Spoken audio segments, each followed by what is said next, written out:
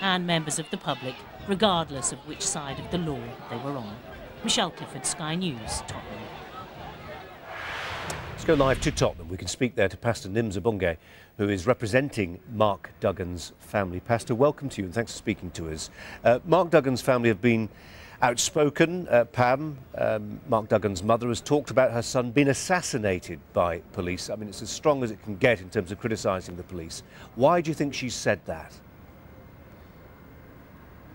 Well, just for a point of clarity, I wouldn't say I'm actually representing the family, but we are hosting a service of a memorial and service of hope tomorrow evening and at 5 o'clock in the town hall. And so I'm working with the family, and I buried Mark Duggan and unfortunately his father. I think the mother has not received answers as to why Mark got shot.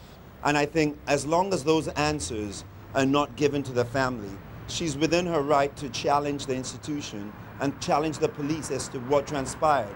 And I think we've got to ensure that she gets the answers and that the IPCC and the police do their best to ensure that the mother understands why her son got shot. Yeah, I mean, it is a lengthy process, and people who are working with inside the process will explain the reasons for that. We've got the inquest due, I think, to happen in January. The Independent Police Complaints Commission, you mentioned them.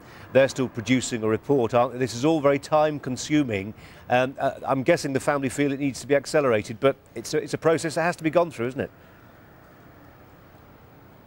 It's absolutely the case. It's just I don't think any one of us in the British public would want our son to ever have experienced a death in our family and experience the length of that process. And maybe there's something about reviewing the process and the length of time it takes to get to the bottom of things like this. It's important that a family does not have to wait 1 year to get answers as to why their child got shot. And it is a long time. I question the process myself. Yeah. Insofar as you question the process, Pastor, do you have anxieties or concerns about the fact that when the inquest happens, elements of it will be held in camera, in secret, because of the sensitivity of some of that police information that will be on show? I think what we need to say, I believe that the British public, Tottenham and the British public, deserve to know exactly what happened.